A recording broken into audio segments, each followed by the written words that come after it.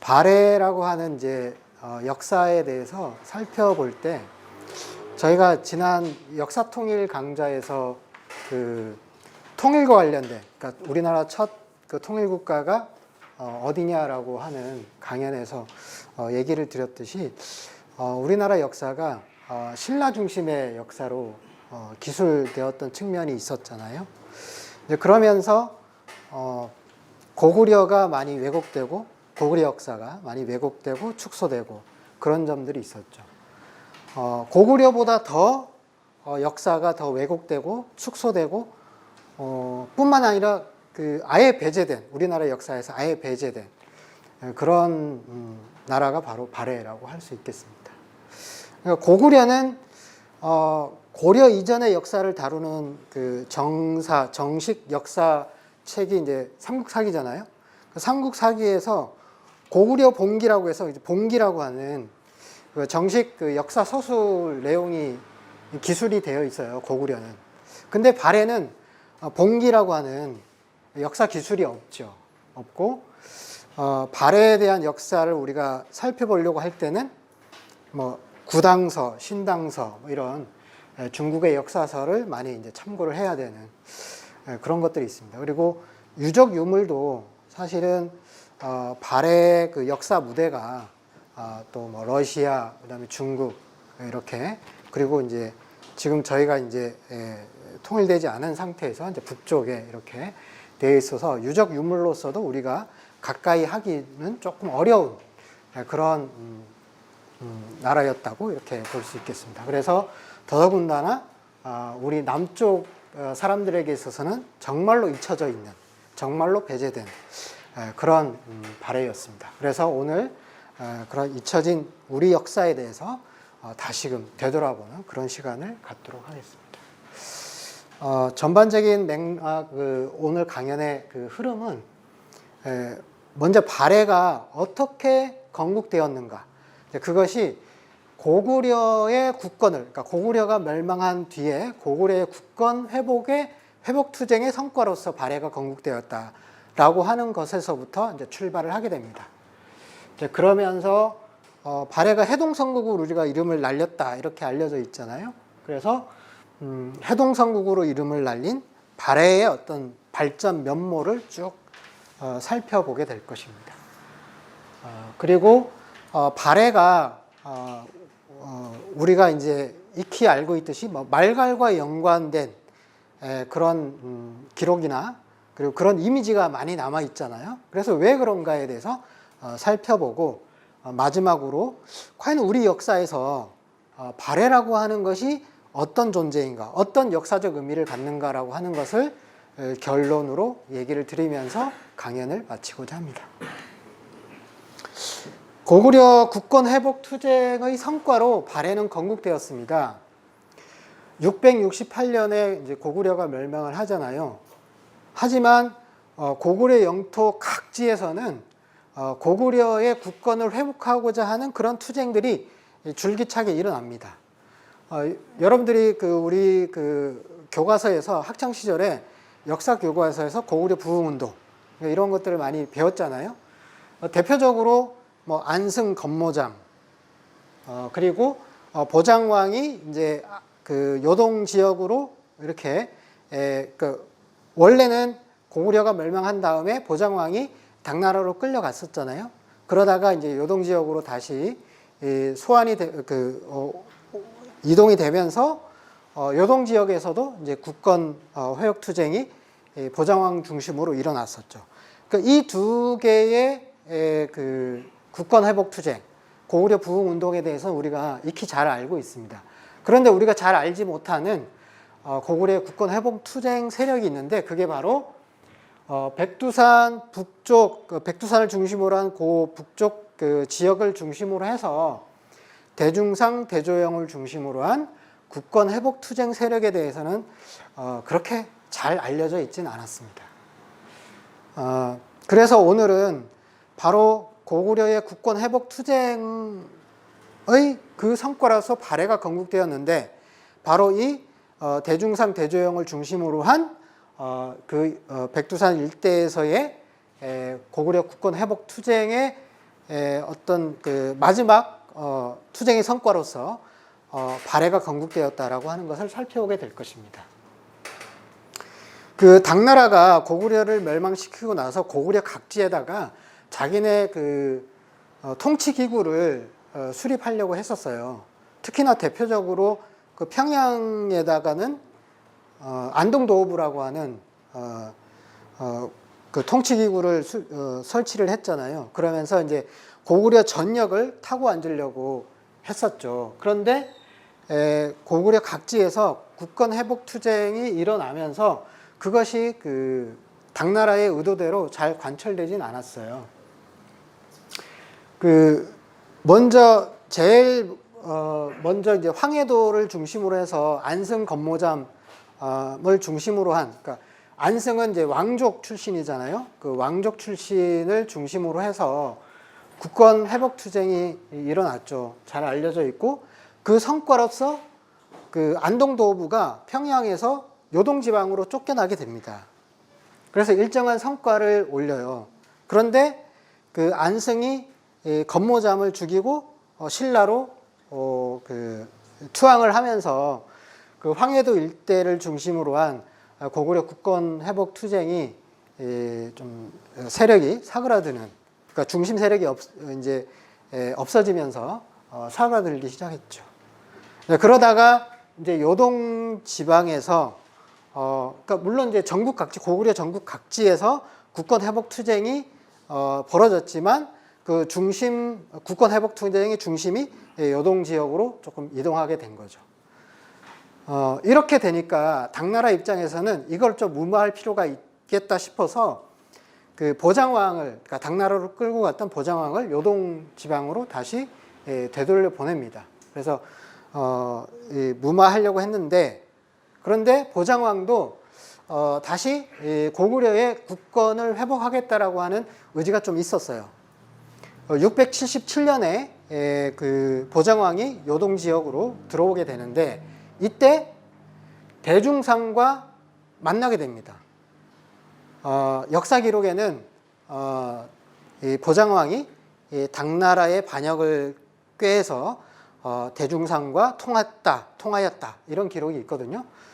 그런 짤막한 기록이 있는데, 이 기록을 봤을 때에 그 백두산 일대를 중심으로 하는 대중상의 그 국권 회복 투쟁 세력과 또 요동 지역의 국권 회복 투쟁 세력이 연대하는 그러한 움직임이 있었지 않았느냐. 그래서 세가 급격히 커지면서 678년 정도 되면은 그것이 그 고구려 부흥운동, 고구려 국권 회복 투쟁의 어떤 그 활기찬 그런 투쟁이 일어나게 됩니다.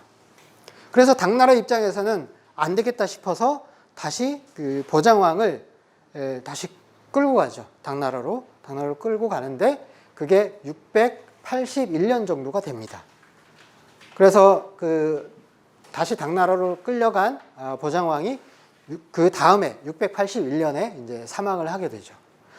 그러면서 요동 지역에서의 그 고구려 국권 회복 투쟁의 어떤 중심점이 좀 사라지게 되는 거죠.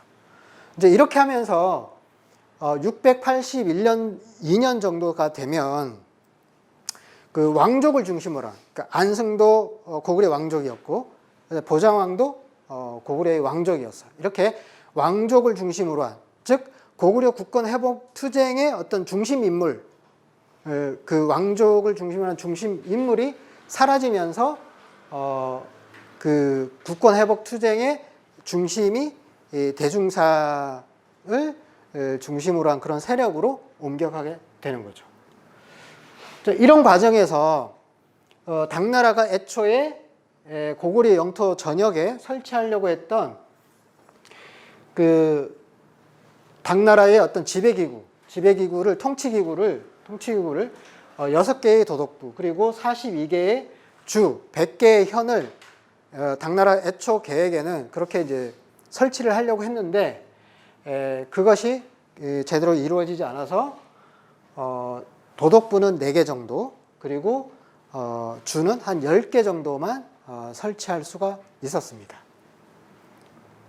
그래서 그 압록강 이남 한반도 전역에서는 그 대동강 이북 그리고 그 압록강 이남에서는 당나라의 지배력이 완전히 상실을 하게 되었고요.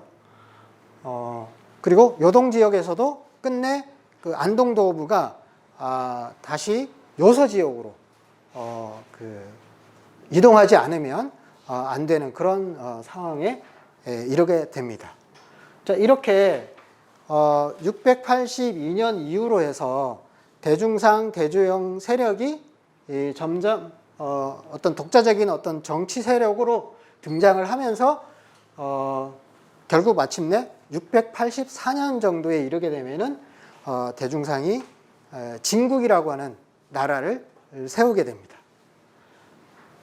그리고 그 바로 이때 그 이후에 대조영이 강제 영주 땅으로 강제 이주당한 고구려 유민들을 귀합을 해서 바로 우리가 잘 알려져 있는 어떤 폭동을 일으키게 되고 그 과정에서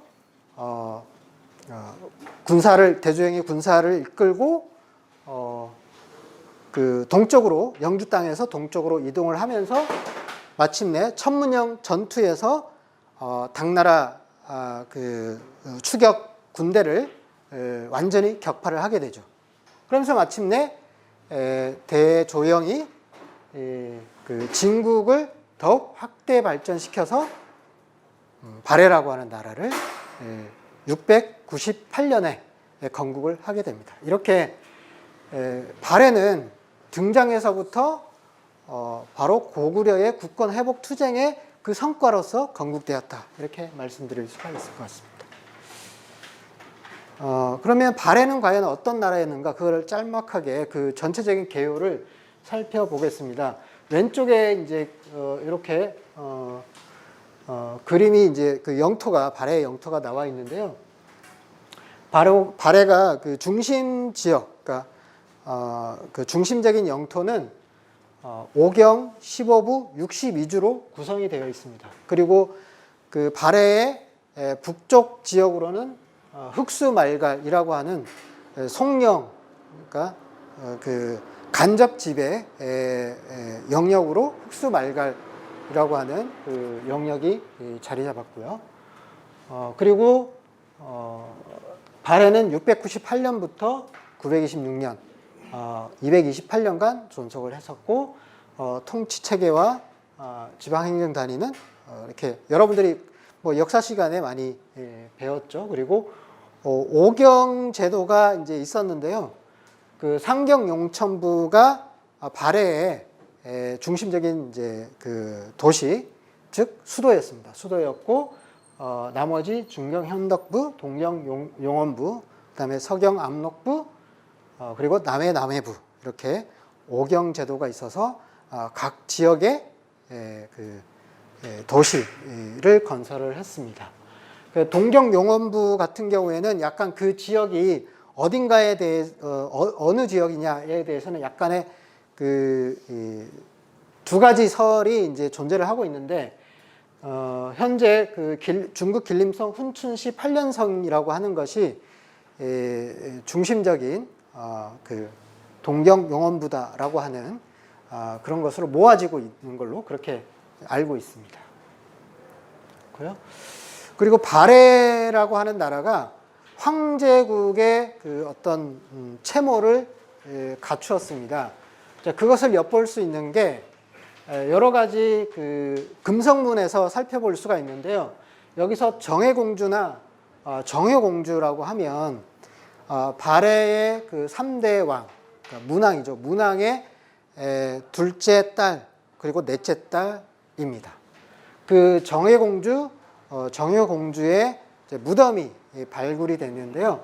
그 무덤이 발굴되고 그 묘지명이 있는데 그 묘지명에 나와 있는 글귀들을 살펴보면은 문왕을 지칭하는 그런 그 호칭으로서 대왕, 뭐 대행대왕, 뭐 이런 호칭을 이제 쓰고 있습니다.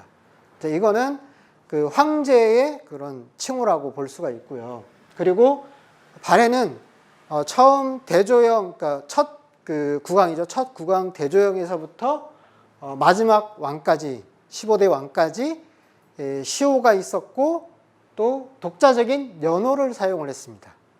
자, 이런 것으로 봤을 때 그 황제국의 어떤 국격, 황제국의 채모를 지녔다라고 할 수가 있는데 과연 이것의 의미가 무엇일까? 그것은 바로 발해국이 당나라와 그 당시에 가장 이제 강대국, 동아시아에서 가장 강대국이라고 할 수 있는 당나라와 견줘서도 당당한 그 당나라와 어깨를 나란히 하는 그런 자주국이었다라고 하는 것을 엿볼 수가 있는 것이고, 그런 어떤 그 황제국, 천자국의 면모를 실질적으로 엿볼 수 있는 것은 당나라가 이후에 다시 이제 말씀을 드리게 되는데, 흑수말가를 이렇게 끌어들여서 발해를 좀 어떻게 해보려고 협공을 시도한 적이 있었어요. 그리고 당나라의 내정에 간섭하는 그런 일이 있었습니다. 근데 거기에 대해서도 발해가 그것을 좌시하지 않고 거기에 맞받아서 그런 당나라의 침략 기도를 분쇄하고 당나라를 징벌하는 그런 면모를 보였습니다. 이런 것으로 봤을 때 당나라가 그런 황제국, 천자국이라고 하는 그런 국격과 채모를 가지고 있었고, 그것은 발해라고 하는 나라의 자주권을 당당하게 지켜내고 수호하고 그것을 발휘했다. 그러한 면모를 발휘했다. 그렇게 볼 수가 있겠습니다. 다음으로는 그러면 발해 정치 제도에서 어떤 그 모습을 볼 수가 있을까? 발해의 그러한 당당한 자주국가로서의 면모를 또한 정치 제도에서도 엿볼 수가 있는데요. 발해의 중앙 정치 제도로서 삼성육부를 많이 얘기를 하잖아요. 근데 삼성육부를 얘기를 할 때 보면은 그 우리 남쪽의 교과서라든지 뭐 그리고 남쪽의 여러 가지 이제 그 학생들을 가르치는 그 역사 이 교육에서는 삼성육부가 당나라의 그 제도를 도입을 했다, 이렇게 많이 얘기를 하고 있습니다. 그런데 거기에 대해서는 조금 다시 살펴볼 필요가 있습니다. 역대로 우리나라 그 발해 이전에 뭐 고구려뿐만 아니라 당군 조선에서부터 시작을 해서 그 육부라고 하는 중앙 통치 기구를 구성을 했었습니다. 그것을 엿볼 수 있는 게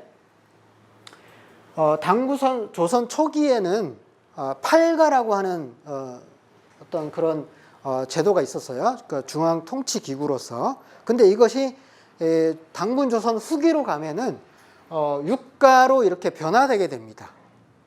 그래서 뭐 마가, 우가, 저가, 구가 뭐 이렇게 관청 이름이 이렇게 되는데, 그것이 삼국지 부여전에 그렇게 밝혀져 있고요.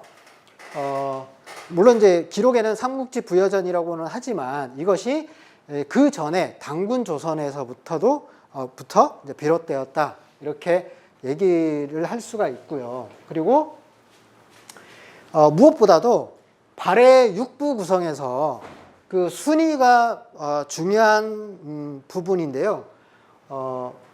그 육부 구성에서 원래 발해는 고구려의 어떤 그런 여러 가지 정치 면모들을 계승을 해서, 정치 군사적인 면모를 계승을 하면서 군사를 중시하는, 그러니까 어떤 그 국가의 어떤 정치 사무에서 군사를 굉장히 이제 중시를 했어요. 그러면서 초기에는, 발해 초기에는 여러 중요 관직들을 무관을 중심으로 해서 구성을 했었고, 뿐만 아니라 육부 구성에서도 군사를 담당하는 그 부서를 두 번째 순위에 올려놓았습니다. 이것은 이제 고구려의 그런 어떤 점들을 계승한 거였거든요.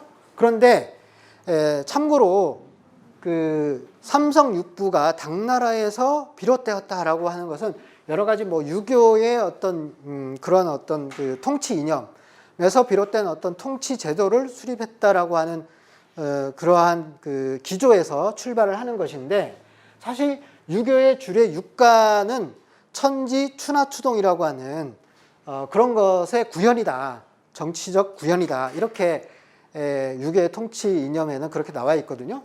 그것에서 따르면 병조에 해당되는 것은 하관으로서 네 번째에 해당됩니다. 이렇게 유교의 어떤 주례라고 하는 것과도 조금 다른 면모를 보이기 때문에 이런 점에서 삼성육부라고 하는 이 발해의 통치기구가 당나라의 것을 그대로 받아들였다. 이렇게 얘기하기는 조금 어렵고 이런 면모를 봤을 때는 고구려의 어떤 그런 정치 제도나 정치적인 여러 가지 면모들을 계승한 측면이 있다. 이렇게 볼 여지가 있다고 생각이 듭니다. 그리고 발해의 오경제도가 있는데 이 오경이 고구려의 오경제도와 고구려의 오경제도를 계승했다. 이렇게 말씀드릴 수가 있는데 이건 역시도 당나라의 것을 받아들였다. 이렇게 많이 얘기를 하고 있잖아요. 그리고 우리나라 이제 역사 교과서나 이런 데서도 그렇게 얘기를 하는데 당나라의 경우에는 양경제도가 그 실질적인 수도 부수도 제도였어요. 즉 동도에는 낙양 그리고 서도에는 장안 이런 거였습니다. 다만 당나라에서도 오경이라고 그렇게 이제 이름을 붙일 만한 오경이라고 볼 만한 그런 여지가 있기는 한데 그것이 당왕조 존립 290년 동안에 그 오경이라고 하는 이 부수도 제도가 존립한 기간은 4년 3개월에 지나지 않았어요.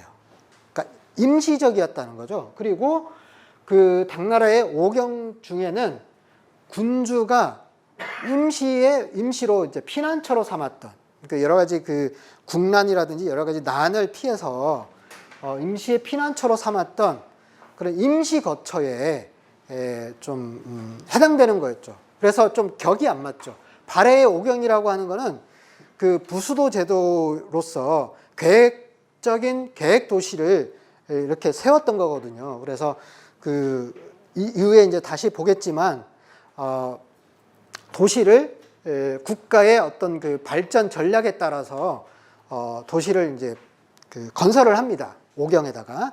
자, 그런 점으로 봤을 때 당나라의 오경에 이렇게 본땄다 이렇게 하기는 어렵고 고구려의 오경 제도를 계승했다라고 하는 측면이 강하다 이렇게 볼 수가 있을 것 같습니다.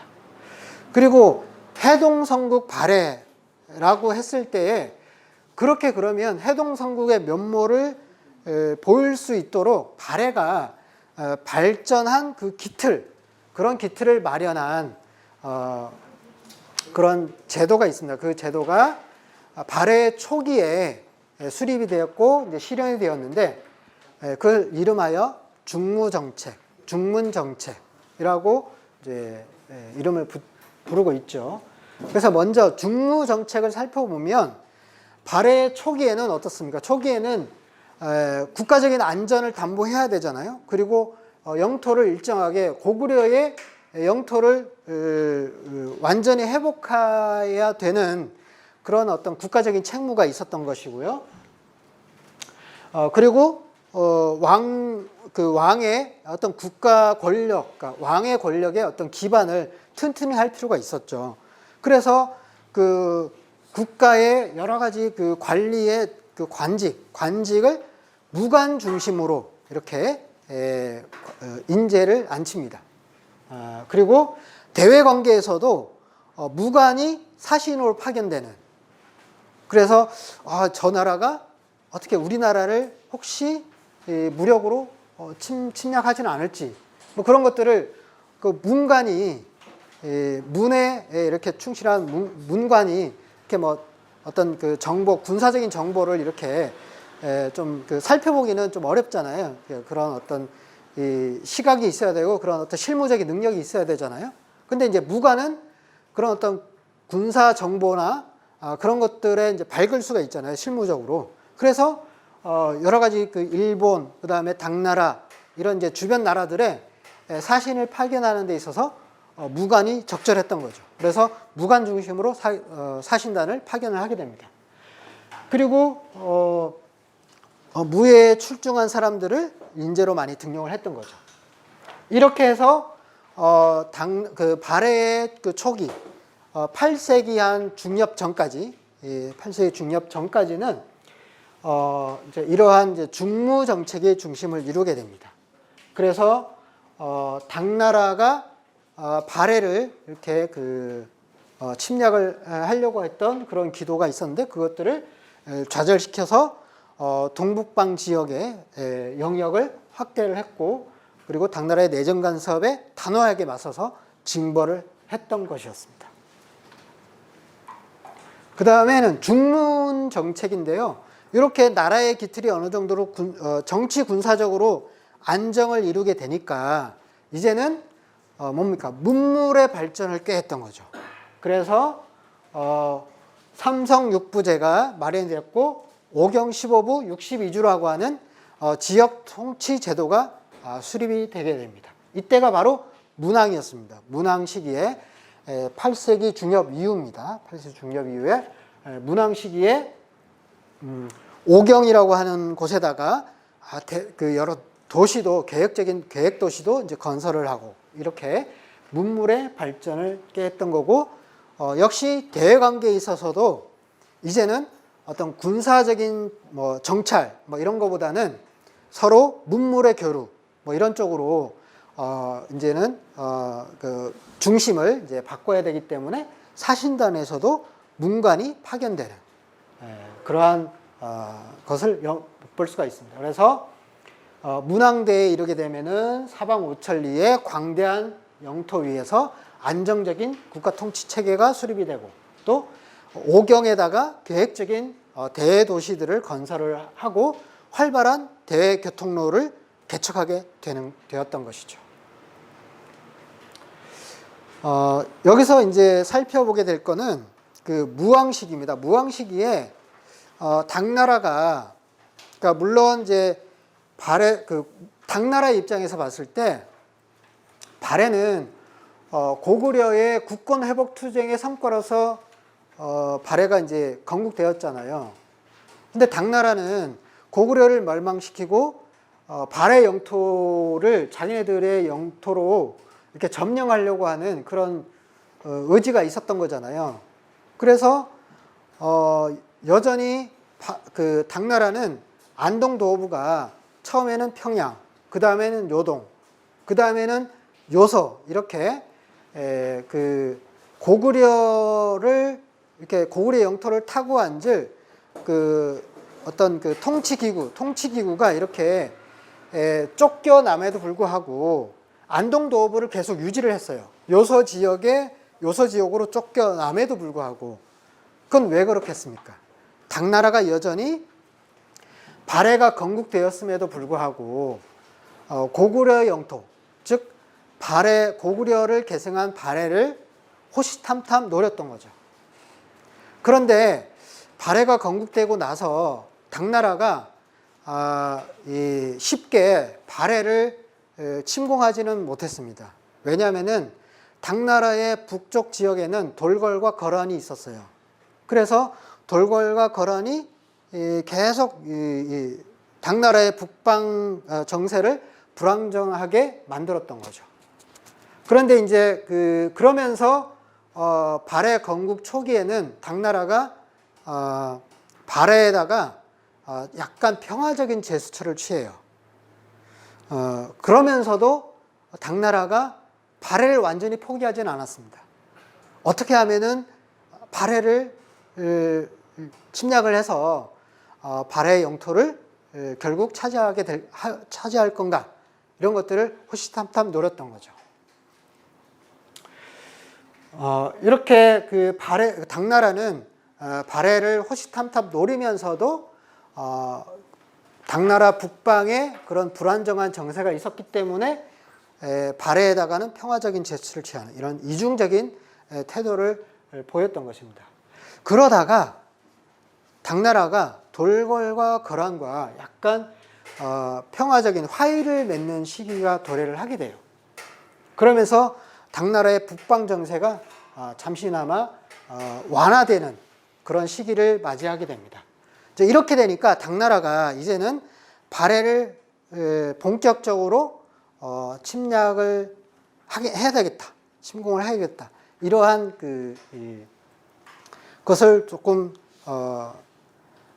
실현하려고 하는 움직임을 보이게 됩니다. 그것이 바로 당나라가 흑수말갈을 끌어들여서 흑수말갈은 발해의 북방에 존재를 했었거든요. 그래서 발해를 협공할 수 있지 않을까, 당나라와 합세를 흑수말갈과 합세를 해서 발해를 협공할 수 있지 않을까, 그렇게 했던 것입니다. 그래서 그 흑수말갈이 원래는 그 말갈님들이 그 전에 고구려 때에도 고구려의 북방에, 그리고 혹은 고구려 영토 내에 그 송령으로 이렇게 존재를 했었습니다. 그러다가 고구려가 멸망하고 나서 발해가 건국되면서도 발해의 북방 지역에 발해인들이 살고 있었거든요. 그래서 발해의 그 영내로도 좀 있었고, 그리고 발해의 북쪽 지역에도 있었는데, 특히나 말갈인들 중에서 흑수말갈이 조금 셌어요. 좀 싸움도 잘하고 군사적인 역량도 어느 정도 좀 있었습니다. 그래서 그렇기 때문에 더더욱 당나라가 흑수말갈과 연합을 해서 뭔가 좀 어떻게 해보려고, 발해를 어떻게 해보려고 꾀했던 거였죠.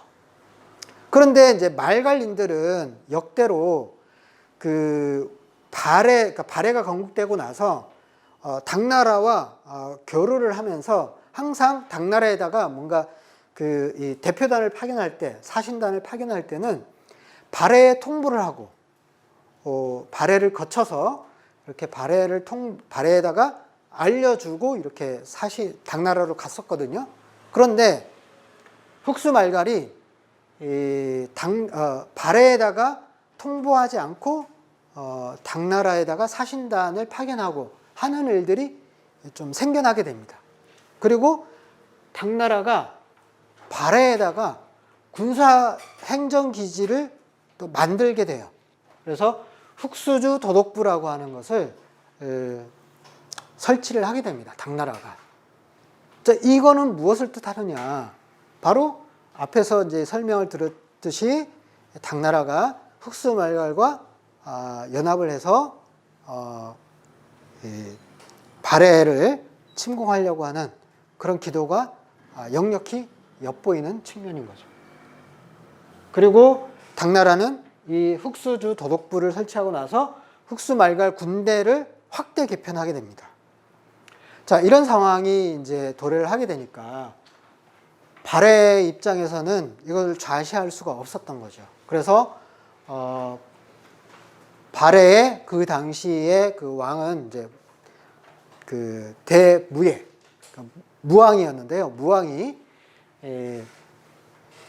이것을 좌시할 수 없어서 일단 처음에 흑수말갈을 징벌을 하려고 합니다. 흑수말갈을 징벌에 나서는데요. 그 총사령관으로 대문예는 그 무왕의 동생이었습니다. 그 대문예를 총사령관으로 하는 원정군을 편성을 해서 이제 출동을 시킵니다. 그런데 대문예는 그 당나라에 좀 살았던 사람이었거든요. 그래서 당나라의 영향을 많이 받았어요. 그래서 대문예는 원정을 반대를 합니다. 그래서 당나라의 어떤 군사력이나 당나라의 어떤 국력에 대해서 조금 환상을 가졌었어요. 그래서 이 흑수말갈을 치게 되면 당나라와 이제 그 전면전을 벌여야 되는데, 이제 그렇게 되면 당나라와 같은 큰 나라와, 그리고 당나라와 같은 어떤 대단히 큰 군사력을 갖고 있는 그런 나라와 어떻게 발해가 대적을 할 수 있느냐. 그리고 흑수말갈을 원정하는 것은 당나라의 어떤 의도, 당나라의 어떤 그것에 반하는 거다, 당나라를 배반하는 거다, 이런 좀 사대주의적인 입장이 있었던 거죠, 대문예는. 그래서 원정에 반대를 합니다. 근데 이것에 대해서 무왕은 좌시하지 않고 대문예를 파면을 시키고 대일하 삼촌이었어요. 무왕의 삼촌인 대일하를 총사령관으로 하는 원정군을 여전히 이제 조직을 하고 보냅니다. 파견을 하고 흑수 말가를 원정을 하죠. 원정을 해서 아까 흑수 도독부라고 하는 것을 제거를 하게 되고 제거를 하고 그러면서 이 과정에서 대문예가 원정을 반대했잖아요. 원정을 반대했을 뿐만 아니라 그리고 무왕이 대문예를 파면을 시켰는데 대문예가 무왕의 어떤 그런 어떤 징계에 그러니까 무왕이 이제 가만두지 않을 거잖아요. 이제 대문예를. 그래서 대문예는 당나라로 도망을 가요. 당나라로 망명을 하게 되는데 그래서 당나라가 대문예를 이제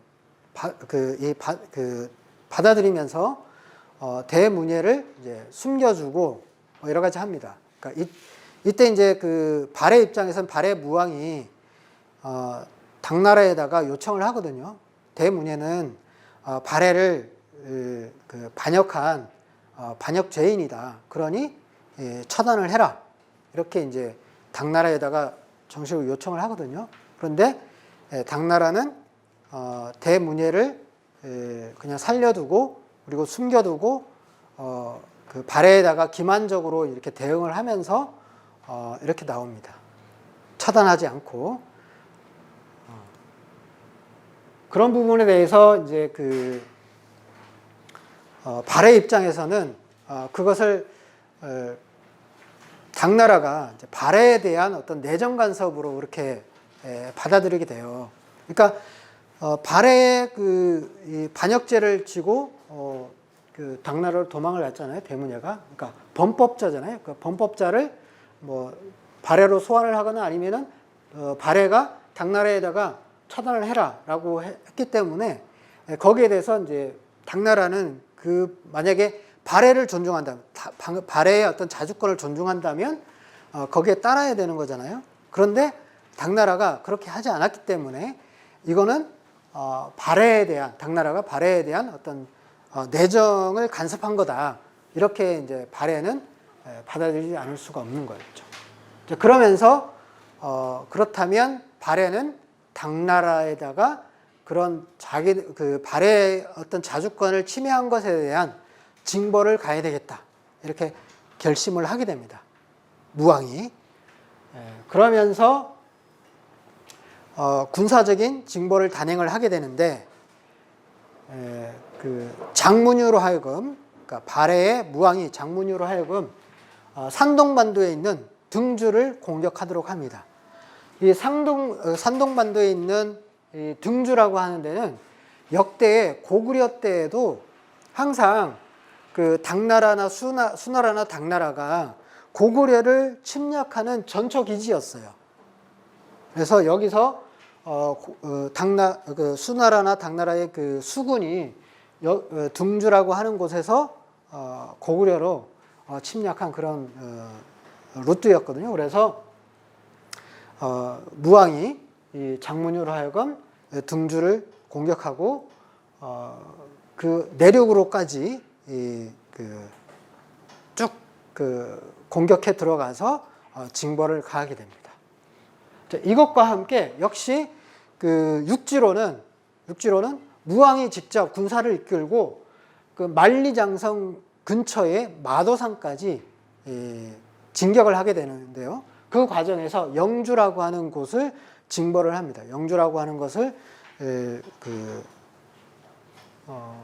점령을 해서 그 부분을 점령을 하고요. 그리고 만리장성 바로 직전인 마도산까지 진격을 해서 일종의 당나라에다가 그 발해를 더 이상 발해에 대한 어떤 침략의 의도를 완전히 초기에 꺾어버리는 그런 그 군사적인 행동을 단행을 하게 됩니다. 이렇게 함으로써 발해가 당나라의 그러한 어떤 그 침략 기도, 공격 기도를 좌절시키는 그런 어떤 자주권을 수호하는 그 발해의 당당한 자주권을 수호하는 그런 면모를 살펴볼 수가 있습니다.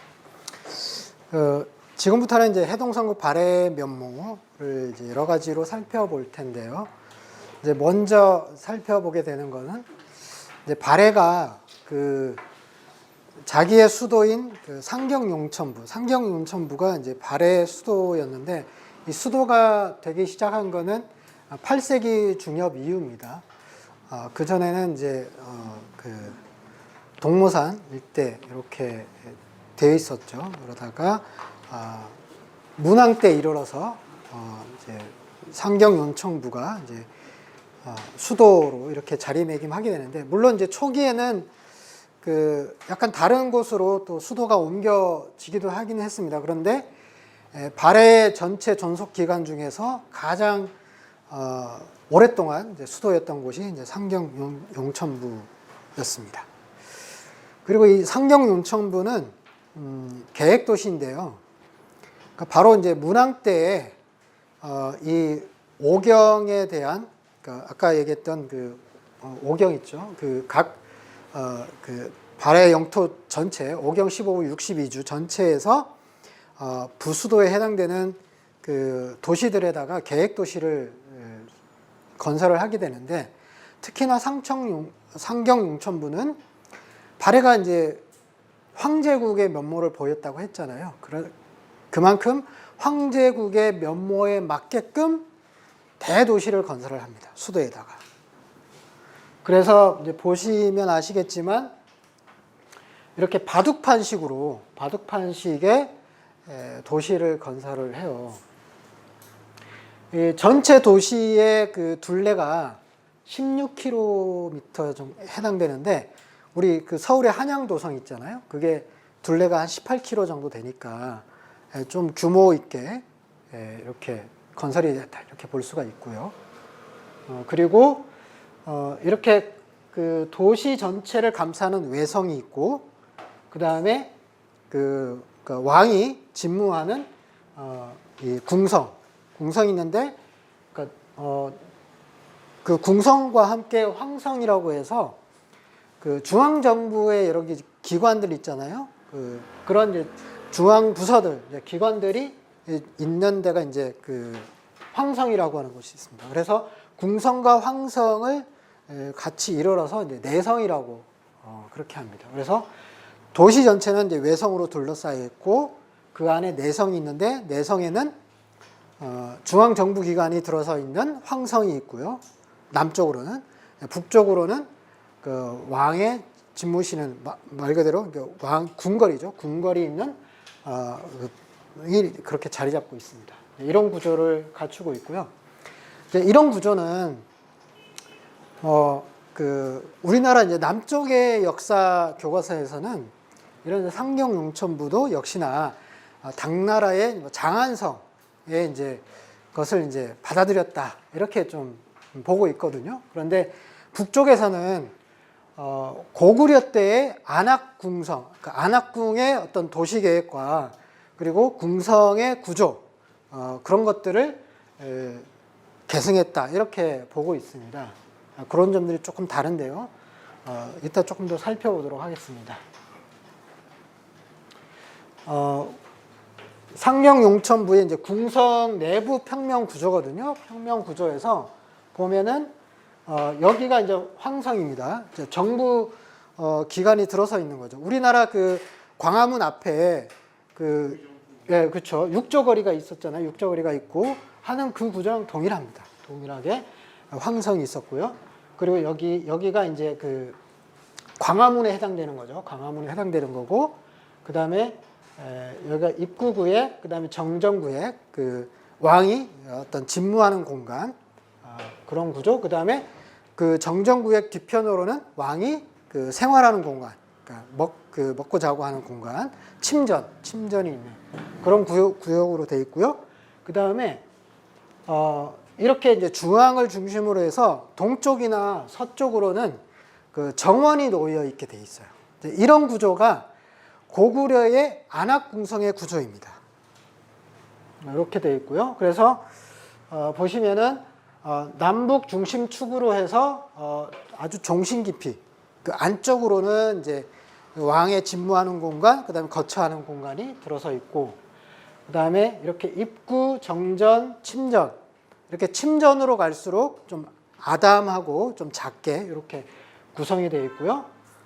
이제 이런 구조가 바로 역대로 고구려의 안압궁성 이후로 우리나라의 궁성 구조의 전형을 이루고 있습니다. 이제 이런 구조를 놓고 그 당나라의 장안성을 본땄다 이렇게 뭐 남쪽에서는 얘기를 하고 있거든요. 남쪽 역사학계에서는. 그런데 이제 이런 이제 궁성 구조를 가지고 유교적으로 해석을 해서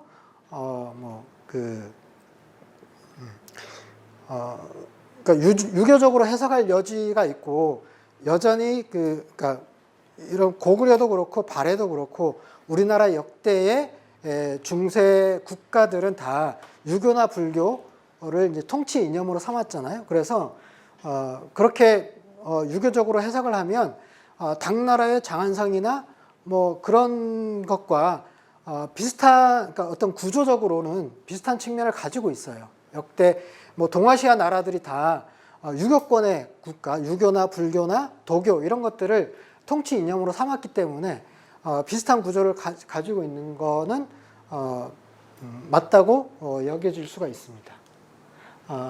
그럼에도 불구하고 고구려의 안압궁성의 그런 면모와 그런 여러 가지 점들을 계승했다라고 보여지는 측면이 바로 그런 부분이에요. 아까 그 입구구역과 정전구역 그리고 침전구역으로 나눠지는데 뒤쪽으로 갈수록 그 아담하게 꾸려지고, 또 동쪽이나 서쪽에다가 정원을 꾸리는 구조는 안압궁성을 그대로 빼닮았습니다. 그래서 이게 안압궁성의 구조거든요. 안압궁성의 구조가 이렇게 서쪽에다가 정원을 이렇게 꾸리고 있죠. 그리고 경복궁도 마찬가지로 이런 동쪽이나 서쪽에다가 이렇게 정원 구조를 보이고 있습니다. 이런 부분이고요. 역시나 이거는 왼쪽에 보이는 이 그림은 안압궁의 주변에 바둑판식의 계획 도시를 건설했다라고 하는 그런 모습을, 평면 구조를 이제 보여주고 있는 건데요. 이렇게 그 상경용천부나 안압궁성의 이제 주변 도시의 면모를 우리가 어떤 건물이나 이런 걸로 확인할 수는 없어요. 그러니까 터만 남아 있는 거죠. 그래서 그 주춧돌 있잖아요. 주춧돌을 가지고 이런 것들을 유출을 한 거죠. 모습을 유출했습니다. 그리고 조금 한 가지 얘기를 드리면, 고구려의 안압궁성은 수나라나 당나라, 중국의 수나라나 당나라의 장안성에 비해서 한 100년 정도 빨리 건설이 되었어요. 수나라 당나라의 장안성은 6세기 무렵에 건설이 되는데, 고구려의 안압궁은 5세기 초에 만들어지잖아요. 그 장수왕 때 평양으로 천도하면서 안압궁성이 이제 건설이 되거든요. 그래서 꼭 아까 이 상경용천부의 그런 도시 구조나 그 궁성의 그 모습을 보고 당나라의 장안성을 본땄다라고만 얘기할 수가 없고, 고구려의 그러한 그 안압궁성의 면모를 계승했다라고 하는 부분도 우리가 살펴봐야 될 지점이 아닌가, 그렇게 생각이 듭니다. 다음으로는 해동성국의 해동성국 발해로서의 면모 중에 군사력을 꼽지 않을 수가 없어요. 발해의 군사력을 얘기를 해야, 그리고 발해의 어떤 군사력이 받쳐졌기 때문에 여러 가지 문물이 발전할 수 있었고, 나라의 안정을 유지를 하면서 해동성국으로 이름을 날릴 수가 있었겠죠. 그래서 발해가 건국한 직전에 이 병력 규모를 한번 살펴보면 대조영이 영주에서 발해 고구려의 유민들 폭동에 나선 고구려 유민들을 이끌고 동모산 쪽으로 이동을 했잖아요. 그리고 중간에 천문영에서 당나라를 격파를 했죠. 당나라 군대를. 그때 당시에 군사의 규모가 40만 명에 이르렀습니다. 바로 건국하기 직전에 발해 군사 규모가 40만 명에 이르렀다고 하면 건국 이후에는 어떠했을까라고 하는 것이 짐작할 수가 있는 대목이죠. 그리고 고구려를 이어서 발해는 고구려의 상무적 기풍을 그대로 이어받았습니다. 그래서 역사 기록에 보면 성막기문에 따르면 발해 남자들은 꾀가 많고 용감해서 다른 나라 사람보다 뛰어나기 때문에 발해 사람 셋이 모이면 호랑이도 당해낸다. 이렇게 얘기를 할 만큼 어떤 발해 사람들이 평상시에 그런 어떤 이 무장력을 이렇게 갖추고 있었다는 거죠. 그런 면모를 볼 수가 있고요. 또한 발해도 고구려에 이어서 어떤 뛰어난 기병, 그러니까 막강한 기병 부대를 소유하고 있었습니다. 특히나 발해의 특산물 중인 솔빈의 말, 그러니까 솔빈의 말이라고 하는 것은 지금 발해의 연해주 일대 블라디보스톡 그 근처가 솔빈부에 해당되거든요. 발해의 오경 15부 62주, 그러니까 15부 중에서 솔빈부라고 하는 게 있어요. 그 솔빈부가 바로 발해 블라디보스톡 그 지역을 말하는 거거든요. 그 지역이 말로 유명했어요. 말 사육을 해서 아주 품종이 좋은 말을 길들였고 그것에 기반을 해서 기병을 편성을 하고 발해 군대의 병종 구성에서 기병을 중심으로 해서 군대를 편성했다는 거죠. 그렇게 함으로써 막강한 군사력을 가지고 있었다. 이러한 군사력을 기반으로 해서 발해가 문물의 발전을 기하면서 해동성국으로 이름을 빛내게 되었다라고 하는 거죠. 자, 여기서부터는 발해가 과연 어떤 것으로 해동성국이라는 이름을 날렸을까라고 하는 것을 살펴보게 되는데요. 제가 이것을 살펴보면서 이렇게 이름을 붙일 수가 있을 것 같아요. 발해는 명품의 나라다. 우리가 이제 명품 하면은 가방 이런 거 제가 당장 브랜드 명품 브랜드가 있잖아요. 떠오르지는 않지만 어쨌든 화장품에서는 그다음에 여러 가지 가방에서는 이런 지금도 우리가 명품 하면은 이름을 날리는 브랜드가 있잖아요. 그런 것처럼 그 당시로서는 세계적으로 이름난 그런 명품들이 발해에서 쏟아졌다. 이렇게 말을 할 수가 있을 정도였다는 거죠. 그렇게 해서 여러 가지 지역들이 있습니다. 이런 지역들에서 나오는 이런 특산물들도 있고요. 그리고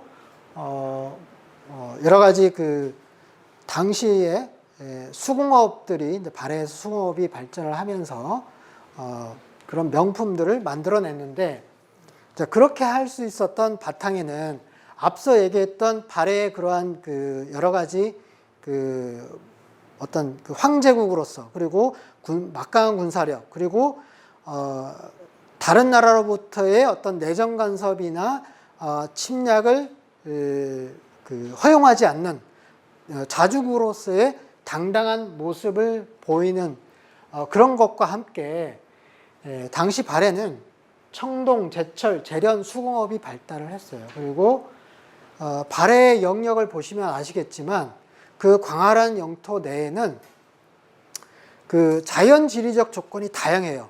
어떤 지역에는 평야지대가 펼쳐져 있고 어떤 지역은 산악 지역이기도 해서 여러 가지 그 광물 있잖아요. 광물 자원들이 풍부했어요.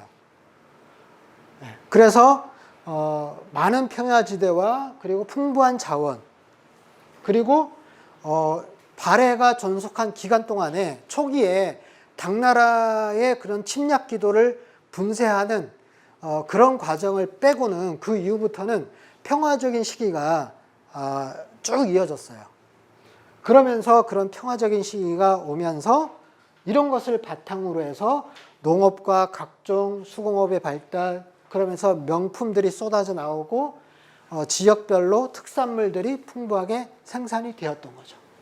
그러면서 이것들이 아까 말씀드린 자주권 수호의 당당한 자주국으로서의 그런 어떤 정책과 그리고 활발한 대외교류, 중문 정책을 기반으로 하는 활발한 대외교류가 이렇게 합쳐지면서 결국 해동성국으로 이름을 빛냈다. 이렇게 말씀드릴 수가 있을 것 같아요.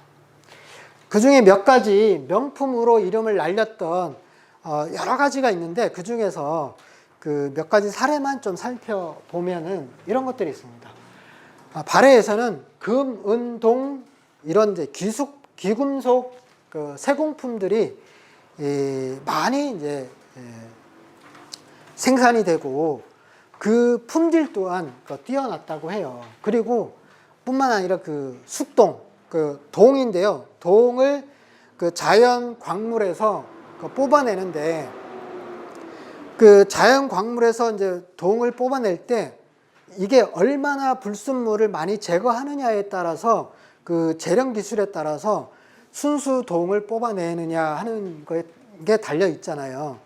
그러니까 그 당시로서는 그러니까 지금에 비하면은 물론 이제 여러 가지 품질이 떨어지겠지만 당시로서는 숙동이라고 해서 그 양질의 어떤 동을 뽑아내는 그런 기술이 발해가 발전을 했다고 해요. 그래서 이거를 당나라에 많이 수출을 했어요. 그리고 여러 가지 이런 이제 금속 그 공예 품들도 당나라에 그리고 여러 나라에 수출을 했었다고 합니다. 그런 기록들이 역사 기록에 남아 있는 거죠. 그래서 이제 기록에 남아 있는 것 중에 하나가 836년에 당나라의 치청절도사가 자기 나라 왕에게다가 발해에서 수입하는 숙동을 제한하지 말 것을 이렇게 건의하는 그런 일까지 있었다고 합니다. 당시에 당나라가 특히 이제 동을 그 거래를 막은 적이 있었거든요. 그 당 황제가. 그런데 발해의 숙동만큼은 좀 그 수입을 하게 해달라 이렇게 간청을 할 정도로 그렇게 발해의 동의 그 인기가 대단했다는 거죠. 다음으로는 고급 도자기 그리고 옥돌, 고급 석재, 돌공예품 이런 것들도 많이 수출을 해서 이름을 날렸다고 합니다. 여기 보면 뭐 두양자편에 보면은 뭐 이런 얘기가 있어요. 그 자색 자기, 그러니까 그 보라색을 입힌 자기, 그 자기가 특히나 유명을 했는데 뭐 안팎이 투명한 순보라색이며 두께는 한 치가 넘지만은 그 무게는 새털과 같이 가볍다. 그러니까 일정한 두께는 있지만 아주 그거에 비해서는 가볍게 만들어졌다는 거죠. 그만큼 자기 기술이 뛰어났다라고 하는 거죠. 그래서 여기 보시면은 당나라에서 발해의 그 자배기, 그 자색 자기죠. 자색 자기를 비서성, 그러니까 여기는 이제 일종의 국가의 서고 같은 데인데요. 거기다가 두고 약이나 떡을 담게 했는데 보시면은 궁녀가 뭐 이렇게 뭐 옥팔찌를 떨어뜨려 가지고 약간 손상을 시켰나 봐요. 그래서 그런데 이제 그 당시 이제 당나라 그 무종이 그것을 흠집 난 거 가지고 대단히 이제 상심했다라고 하는 그런 기록이 남을 정도로 유명했다라고 하는 거고요. 그리고 발해의 화옥, 그다음에 송풍석. 송풍석은 돌을 이렇게 놔두면 그 돌의 틈으로 바람이 이렇게 부는데 그 바람이 찬바람이 이렇게 나오는 그런 이제 거였다고 해요. 송풍석이. 예, 그래서 한여름에 그것을 이제 두고 일종의 냉방기로서 사용을 했다. 뭐 그런 기록도 남아 있습니다. 그리고 이때 발해에서는 도기에서 유색 도기들이 많이 나오기 시작해요. 특히나 푸른색 유약을 바른 도기가 많이 나오는데, 많이 생산을 하는데, 이것으로 봤을 때 고구려의 자기 기술과 그리고 발해에서 그러한 푸른색을 좀 많이 쓰는, 그러니까 이때부터 색깔을 많이 입히는 것들이 나오는데 그 중에서도 유독 푸른색 유약 도기들이 이제 많이 제작이 되는데, 이것이 고려 때에 가서는 비색 청자가 이제 발전하게 되는 그런 바탕이 되지 않았을까, 이렇게 이제 보고 있습니다. 북쪽에서는 그렇게 보고 있어요. 그래서 발해의 이런 도자기 기술이 그냥 그 당시에 그냥 발해가 이렇게 뭐 해동성구로 이름을 빛냈다가 사그라진, 흔적도 없이 사그라진 그런 나라가 아니라, 이러한 발달된 수공업 기술들이 고려로 이어졌다, 이렇게 볼 만한 근거들이 있다는 거죠. 자, 그러한 이제 여러 가지 명품들을 생산을 해서 이렇게 여러분들 이제 역사교과서에 많이 배우잖아요. 뭐 대외교통로가 뭐 신라도, 그다음에 뭐 일본도, 뭐 당나라로 가는 여러 가지 길들이 활발한 대외교류들이 이루어지면서 이렇게 이름을 빛냈다라고 하는 것을 엿볼 수가 있습니다. 여기서 잠깐 대외교역로 중에서 우리가 잘 알지 못하는 대외교역로가 하나가 있는데요. 그거는 검은돈길이라고 하는, 검은돈이 뭐냐면은 담비거든요. 담비가 뭐냐면은 쪽제비하고 비슷하게 생긴 거예요. 이렇게 쪽제비하고 비슷하게 생겼는데, 이 털가죽이 아주 유명했어요. 털가죽이 아주 유명했는데, 그것이 특히나 발해에서 더 유명했거든요. 자, 우리가 세계 역사를 봤을 때 모피가, 지금도 모피 명품, 모피 가죽으로 옷을 이렇게 입는 그런 것들이 좀 유명하잖아요. 명품들이. 그런데 옛날에도 왕족이나 귀족에서는 사치품으로서 모피를 그렇게 많이 찾았답니다. 특히나 러시아의 귀족들은 이 러시아의 귀족과 또 이제 이어서 얘기를 할 텐데요. 일본의 부유층이나 귀족들, 왕족들은 모피 하면은 사족을 못 썼다고 합니다. 그래서 러시아에서 모피를 찾아서 이렇게 이동한 경로, 모피의 길이라고 하는 것이 요즘 이것을 역사적으로, 세계 역사적으로 이 모피의 길이 어떻게 개척이 되었는가 하는 것을 연구하는 그런 것들이 활발하게 이루어진다고 해요. 그전에는 뭐 실크로드라고 해서 비단길, 교역로를 이렇게 많이 연구하는 풍이 있었잖아요. 그러면서 비단길이 어떻게 개척되었는가 하는 것이 이제는 거의 이제 많이 밝혀졌잖아요. 근데 요즘은 모피의 길에 대해서 많이 연구를 하고 있다고 합니다. 근데 그 모피의 길에 최종 기착지가 어디냐면은 바로 발해였습니다. 발해. 여기 쭉 보시면은 이게 지금 시사인에서 기사로 나온 내용인데요. 바로 러시아에서 쭉쭉쭉 건너와서, 물론 이제 알래스카까지도 가기는 하는데, 그 중에서 보면은 하버스크를 거쳐서 이렇게 블라디보스토크까지, 요 지역이 바로 이제 발해 지역이었습니다. 그래서 발해에서 이 검은돈이라고 하는 담비의 모피 가죽, 모피를 가공을 해서 널리 수출을 했다라고 하는 그런 것이 얘가 나와 있습니다. 특히나 일본의 귀족과 상류층, 그러니까 부유층에서는 이 모피를, 발의 모피를 특히나 애용을 했는데, 한여름철, 장마철에도 어떤 귀족이 8겹이나 껴입고 왔다고 해요. 자기의 어떤 그런 그 부유함과 어떤 그런 이 지위를 자랑하기, 뽐내기 위해서, 장마철에 한참 더운 습한 여름철에 그런 것들이 역사 기록에 남아 있었다고 합니다. 그만큼 발해의 그런 그 검은동 모피가 유명했다고 하는 것을 엿볼 수가 있습니다. 여기서부터는 이제 발해 하면은 이제 말갈과 이렇게 좀 연관지어서 얘기를 이제 안 할 수가 없는데요. 역사 기록에서 보이는 발해 내의 말갈인들의 분포에 대해서 잠깐 말씀을 드려볼 수 있을 것 같아요.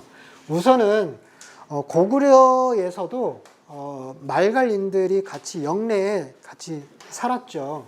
그런 것들이 그러면 고구려 때에, 고구려 말에 이르러서 그러면 고구려 내에 말갈인들이 얼마나 살았을까, 그걸 유추를 한번 해보면 역사 기록에서 삼국사기 보장왕 때에 특히나 645년 무렵에 그 안시성 전투 있잖아요.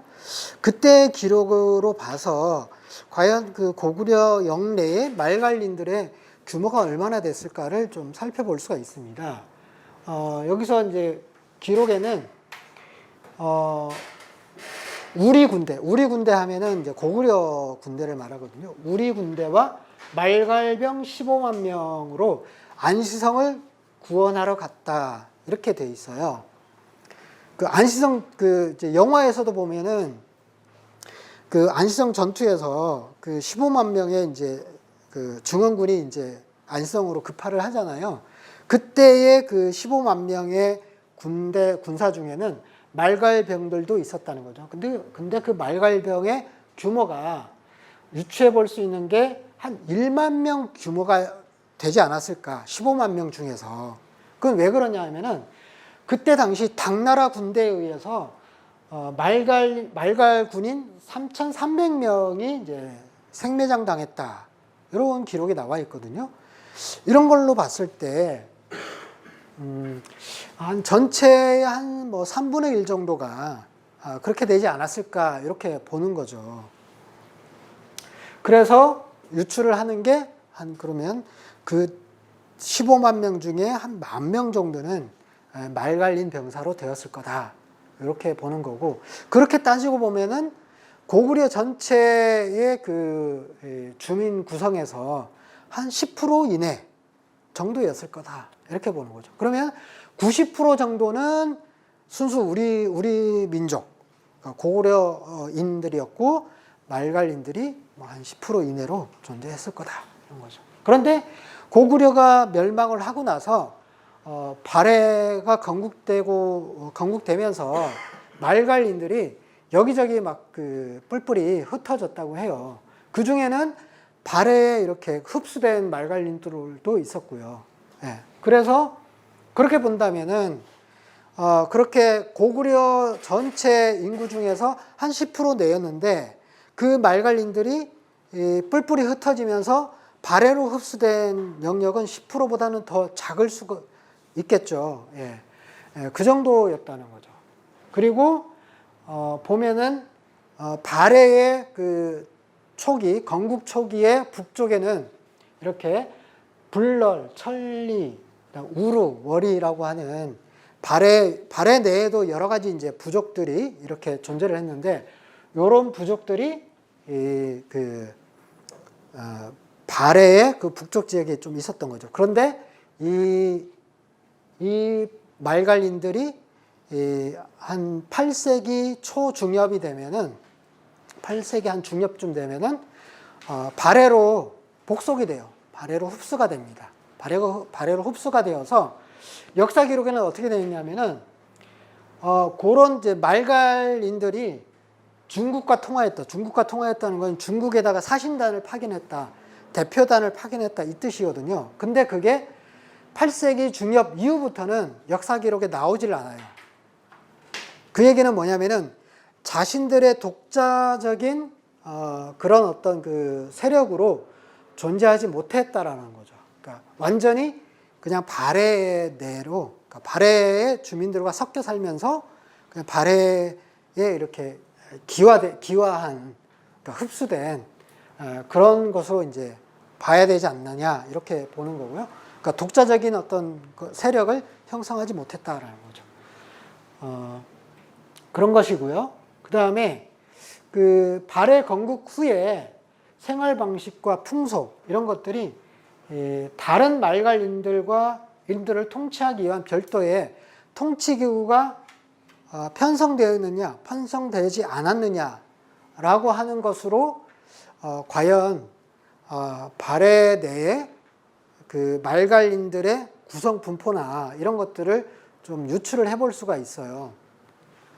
보면은 중국 같은 경우에는 요나라나 뭐 금나라 같은 경우가 어떻게 보면 중국에서는 이제 다민족 국가 역사적으로 다민족 국가로 형성되는 시기들이 많았잖아요. 지금도 그렇거니와.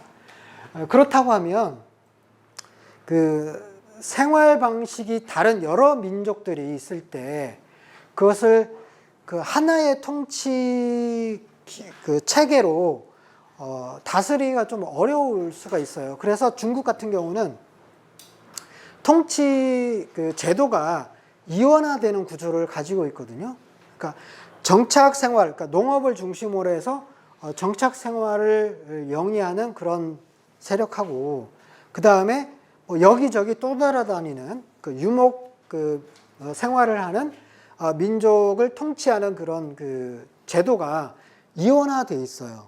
중국 같은 역대로, 특히 요나라 같은 경우. 그런데 그렇다면 발해도 만약에 그 발해 내에 그 정착 생활을 하는 고구려의 유민들, 그러니까 우리 민족, 농업을 중심으로 하는 우리 민족이 이 정착 생활은 우리 민족의 구성과 그리고 유목 생활을 하는 발해인들이 구성이 만약에 분포가 비슷했다면, 세력이 비슷했다면 그렇게 그 통치에서도 이원화된 통치 체계를 갖지 않을 수가 없을 거거든요. 여러 가지 뭐 세금을 걷는다든지 그 지역에다가 세금을 걷는다든지, 그다음에 그 인적 그 인원을 어쨌든 그 통치하려면 그 마을 단위로도 누가 살고 있고 뭐 어떤 사람들이 살고 있는가 뭐 그런 호적 조사나 뭐 그런 걸 통해서 인원들을 통제해야 될 거 아니에요.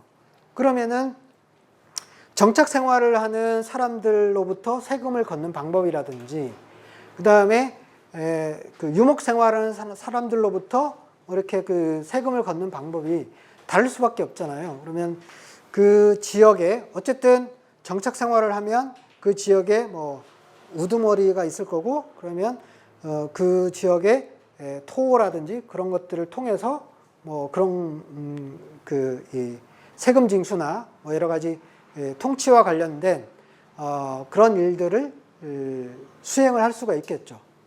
그런 것들을 수행하는 그런 제도가 수립이 되는데, 이게 이 생활 방식이 달라지면은 다른 방식으로 뭔가를 해야 되잖아요. 그래서 통치 제도가 달라질 수밖에 없는데, 그런데 발해는 단일한 통치 기구로 통치 제도로 이어져 왔다는 거죠.